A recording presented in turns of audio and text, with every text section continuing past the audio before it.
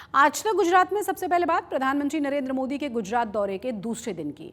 राष्ट्रीय एकता दिवस के मौके पर प्रधानमंत्री मोदी ने केवड़िया में देश के पहले गृह मंत्री सरदार वल्लभ भाई पटेल को श्रद्धांजलि अर्पित की है और देशवासियों को देश की अखंडता और एकता को मजबूत रखने की शपथ दिलाई।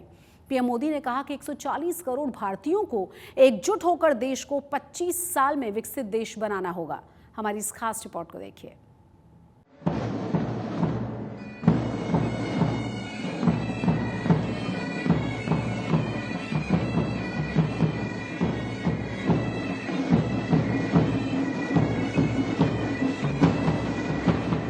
लौह पुरुष सरदार वल्लभ भाई पटेल को पीएम मोदी का सलाम।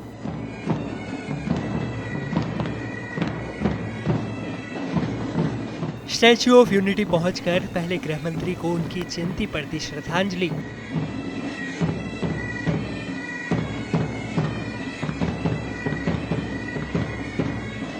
पीएम मोदी ने सिर झुकाकर सरदार पटेल को चढ़ाए फूल।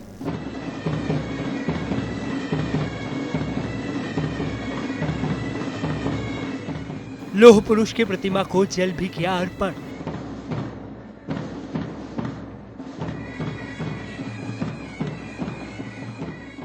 राष्ट्रीय एकता दिवस पर लोगों को दिलाई एकता की शपथ। मैं राष्ट्र की एकता, अखंडता और सुरक्षा को बनाए रखने के लिए स्वयं को समर्पित करूंगा। प्रधानमंत्री नरेंद्र मोदी के 2 दिन के गुजरात दौरे पर आज का दिन और भी अहम था। सरदार पटेल की जयंती के मौके पर पीएम मोदी मंगलवार सुबह केवड़िया के प्रसिद्ध स्टैच्यू ऑफ यूनिटी पहुंचे। यहां उन्होंने देश के पहले गृह मंत्री सरदार वल्लभ भाई पटेल को श्रद्धांजलि अर्पित की। हमारा ये एकता नगर भी है। प्रधानमंत्री ने केवड़िया के एकता नगर में इस मौके पर आए लोगों को संबोधित भी किया। उन्होंने कहा कि 15 अगस्त और 26 जनवरी की ही तरह 31 अक्टूबर भी देश में राष्ट्रीयता के संचार का पर्व बन गया है। G20 में भारत के सामर्थ्य को देखकर दुनिया हैरान हो गई है। हमें गर्व है कि हम विश्व के सबसे बड़े लोकतंत्र की साख को नई ऊंचाई पर ले जा रहे हैं। हमें गर्व है कि अनेक वैश्विक संकटों के बीच हमारी सीमाएं सुरक्षित है। हमें गर्व है कि अगले कुछ वर्षों में हम दुनिया की तीसरी सबसे बड़ी आर्थिक शक्ति बनने जा रहे हैं। इस मौके पर प्रधानमंत्री ने विपक्ष पर भी जमकर निशाना साधा। उन्होंने विपक्ष पर राजनीतिक स्वार्थ के लिए तुष्टीकरण की नीति अपनाने का आरोप लगाया। इतना ही नहीं, उन्होंने कहा कि पहले की सरकारों ने राष्ट्रीय एकता और अखंडता से भी समझौता किया। हमारी विकास यात्रा में सबसे बड़ी रुकावट है तुष्टीकरण की राजनीति। भारत के बीते कई दशक साक्षी हैं कि तुष्टीकरण करने वालों को आतंकवाद, उसकी भयानकता, उसकी विकरालता कभी दिखाई नहीं देता। तुष्टीकरण करने वालों को मानवता के दुश्मनों के साथ खड़े होने में संकोच नहीं हो रहा है। वो आतंकी गतिविधियों की जांच में कोताही करते हैं। वो देश विरोधी तत्व पर सख्ती करने से बचते हैं।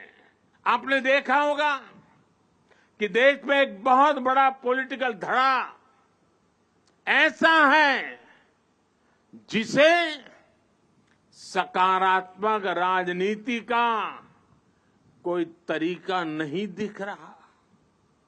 दुर्भाग्य से ये पॉलिटिकल धड़ा ऐसे ऐसे हथकंडों को अपना रहा है जो समाज और देश के खिलाफ है। ये धड़ा अपने स्वार्थ के लिए देश की एकता अगर टूटती भी है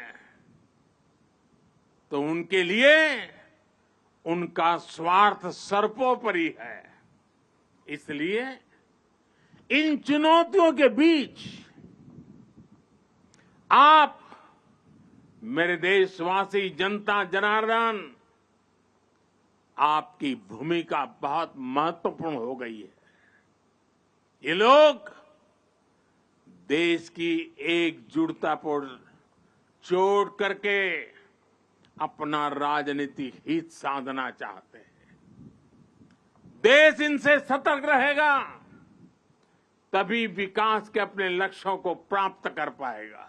शपथ लेता हूं कि मैं राष्ट्र की एकता,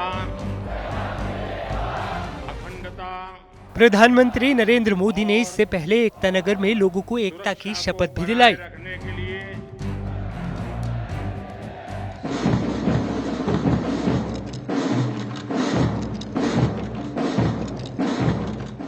इस मौके पर स्टैच्यू ऑफ यूनिटी पर परेड का भी आयोजन किया गया, जिसमें गुजरात पुलिस के साथ केंद्रीय सुरक्षा बलों की टुकड़ियों ने भी अपनी कला, कौशल और अदम्य साहस का परिचय दिया।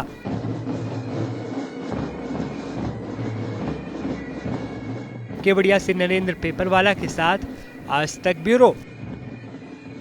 गुजरात सरकार की ओर से राजधानी गांधीनगर में भी सरदार पटेल की जन्म जयंती पर खास कार्यक्रम का आयोजन किया गया।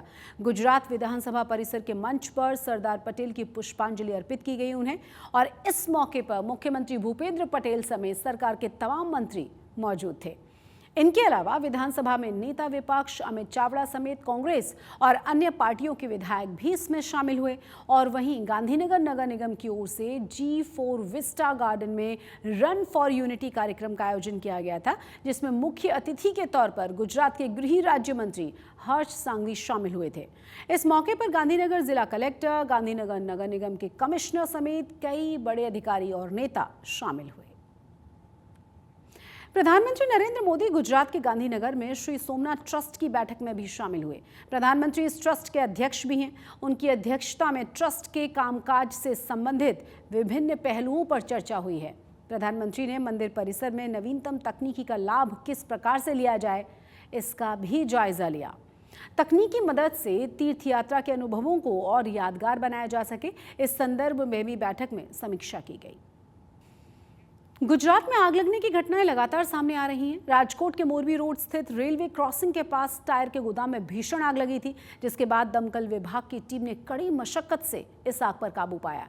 राजकोट के ही नीलकंठ पार्क में एक बैटरी स्कूटर में भी अचानक से आग लग गई। उधर पाटन के शरगड़ा गांव के पास एक ट्रक में अचानक से आग लगी थी। ट्रक सूखे चारे से भरा हुआ था और यही वजह थी कि पलक झपकते ही इस आग ने भयानक रूप ले लिया। गनीमत ये रही कि ट्रक ड्राइवर और क्लीनर किसी तरह से कूदकर अपनी जान बचा पाए। अब बात करेंगे करवा चौथ व्रत की। क्या दिल्ली, क्या मुंबई, क्या लखनऊ, सभी जगह एक जैसा ही माहौल है।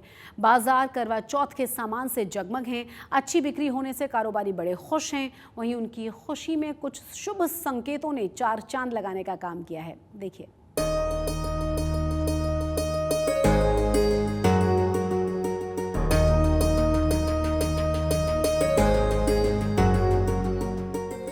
इन दिनों बाजार करवा चौथ की रौनक से गुलजार हैं। दुकानदार ग्राहकों, खासकर करवा चौथ मनाने वाली महिलाओं को लुभाने, उन्हें खुश करने में कोई कोर कसर छोड़ना नहीं चाहते।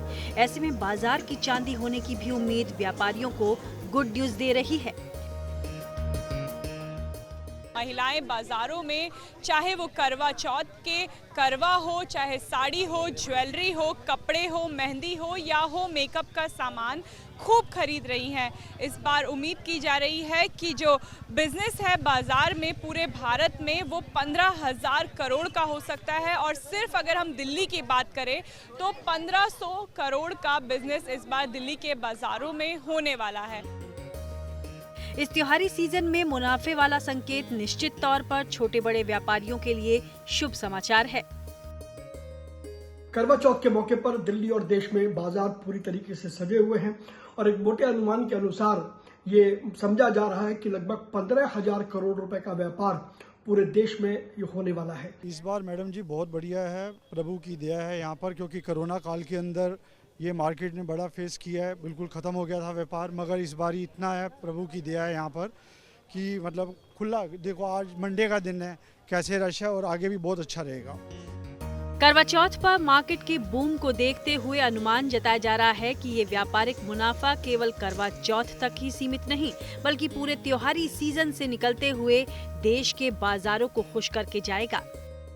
चाहे वो छोटा व्यापारी हो या बड़ा व्यापारी, चाहे किसी की ज्वेलरी की शॉपिंग हो, कपड़े की दुकान हो या फिर दियों का ठेला या फिर मेहंदी की दुकान, सबकी बराबर बिक्री हो रही है और बाजार में इस बार अच्छा बिजनेस हो रहा है। कैमरा पर्सन रविकांत के साथ अनामिका गौड़। आरएसएस प्रमुख मोहन भागवत मंगलवार को 8 दिनों के दौरे पर कच्छ पहुंचे। कच्छ में भुज में वो आरएसएस की अखिल भारतीय कार्यकारी समिति की बैठक होनी है, जिसमें मोहन भागवत कच्छ पहुंचे हैं। इस बैठक के बाद आरएसएस चीफ कच्छ से कुछ हिस्सों का दौरा भी करेंगे। जानकारी के मुताबिक 5 और 6 और उसके बाद 7 नवंबर को आरएसएस की अखिल भारतीय कार्यकारी समिति की बैठक होनी है। बैठक में राम मंदिर उद्घाटन समारोह को भव्य बनाने के लिए खास योजना तैयार की जाएगी। नवसारी में एक अलग ही नज़ारा देखने को मिला। यहाँ जय श्री राम के नारों के साथ हिंदू संगठनों ने वासिंदा नगर में रैली निकाली है। इसमें खास खबर ये रही कि इस रैली में मुस्लिम समाज के लोग भी शामिल हुए थे। दरअसल इन सभी लोगों ने मिलकर पर प्रांतीय यानी कि बाहर से आने वाले मुस्लिमों पर माहौल बिगाड़ने की कोशिश करने का आरोप लगाया था और ऐसे लोगों के खिलाफ कार्रवाई की मांग भी की थी। इसके लिए प्रशासन को ज्ञापन भी सौंपा गया है। हमारी जो वांसदा तहसील है वो आदिवासी बहुल विस्तार है हमारा पूरा। यहाँ कुछ महीनों से चर्चा चल रही है कि एक जुट अपना मुस्लिम समाज का एक जुट जो शांति बिगाड़ने के प्रयत्न कर रहा है हमारे विस्तार में। हम अभी भाईचारा से रह रहे हैं, हिंदू मुस्लिम बहुत ही भाईचारा से रह रहे हैं। पहला हमारा वांसदा अति संवेदनशील विस्तार में आता था, जैसे तैसे सब लोगों के प्रयत्न से अभी यहाँ भाईचारा का माहौल खड़ा हुआ है। कोई एक गुट ऐसा है जो ये शांति बिगाड़ने के लिए ये प्रयत्न कर रहा है, बाहर से आके यहाँ रह के मदरसा मस्जिद, जो यहाँ पहले से ही मदरसा और मस्जिद सालों से है, 3 मस्जिद है 3 मदरसा है, तो अभी नया मदरसा और नए मस्जिद की कोई ऐसी आवश्यकता है नहीं। तो प्रयत्न ऐसे उन लोगों के द्वारा हो रहे हैं, बाहर के लोग यहाँ आ रहे हैं, यहाँ के मुस्लिमों को जो एक गुट है मुस्लिम का, वो गुट को बहका रहे हैं। वास्दा गांव जो है वो अहले सुन्नत वल जमात को मानने वाला गांव है। यहाँ पे वास्दा के अंदर 3 मस्जिद आए हैं, 3 से 4 मदरसा हमारे मुस्लिम सुन्नी जमात के चल रहे हैं। फिर भी बाहर गांव से आकर महिला साहब की बाड़ी में, जो खुद भी वास्दा के वतनी नहीं है, उनको बार बार मना करने से भी वो उनकी मनमानी चलाकर मदरसा जो चला रहे हैं और तबलीग जमात को मानने वाले लोग हैं। हमने उनको बोला कि वास्दा के अंदर आप इबादत करते, हमने उनको कोई जात का रोक टोक नहीं की है। अब मस्जिद के अंदर आके मदरसा या में चालू है, वहाँ पे आप बच्चे लोग को पढ़ाओ। फिर भी वो मना करके वास्दा के अंदर मुस्लिम समाज में भी 2 भाग करने की कोशिश करे, जिसका हम खुला विरोध करते हैं और तबलीग जमात के यहाँ पे कोई जात की ज़रूर नहीं है। हम लोगों ने यहाँ पे पिछले कई महीनों से यहाँ पे वास्दा में एक चर्चा बहुत ही तेज़ी से चल रही थी कि जो एक पर्टिकुलर एरिया है, मुस्लिम बहुल एरिया है, जहाँ पे सब पर प्रांतीय रहते हैं, जो बाहर से आए हुए मुसलमान के जो लोग हैं वो यहाँ पे रहते हैं, वहाँ पे वो लोग अनैतिक रूप से यानी कि बिना किसी कायदा कानून परमिशन के मंदिर मदरसा या फिर मस्जिद बना रहे हैं। तो हम लोगों ने उन लोगों से बात की और समझाने की कोशिश की, लेकिन वो लोग नहीं माने। लेकिन उसके बाद हम लोगों ने हमारे बड़े ज़ोर से विरोध किया है और हम लोगों ने एक रैली के रूप में पूरे वास्दा के लोगों ने इकट्ठा होकर ये आवेदन पत्र दिया है मामलतदार कचहरी में और पुलिस स्टेशन में। तो एक पहली बात तो ये हो गई कि उन लोगों ने परमिशन नहीं ली है। परमिशन सिर्फ बिल्डिंग्स बनाने की है, उसमें ना कहीं उल्लेख मदरसा का है ना कोई मस्जिद का है, तो उसका हमारा विरोध है।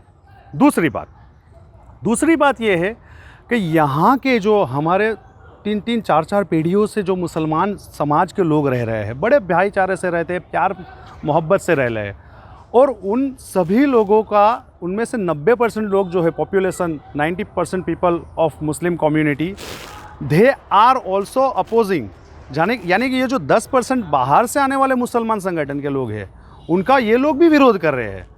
नवसारी और डांग में तेंदुए की दहशत लगातार बढ़ती जा रही है। एक तरफ नवसारी की चिखली तहसील में पिछले 2 दिनों से आतंक मचाने वाले तेंदुए को पिंजरे में कैद कर लिया गया है।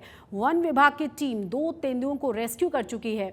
इनमें से एक तेंदुआ लोगों पर जानलेवा अटैक भी कर रहा था। नवसारी वन विभाग की टीम इसे एक बड़ी कामयाबी के रूप में देख रही है। तो वहीं दूसरी तरफ डांग जिले के बारखादिया गांव में भी तेंदुआ देखा गया था। बीच रास्ते पर तेंदुए का वीडियो देखा स्थानीय लोगों ने और वो दहशत में आ गए। इसकी सूचना वन विभाग की टीम को तुरंत सौंपी गई।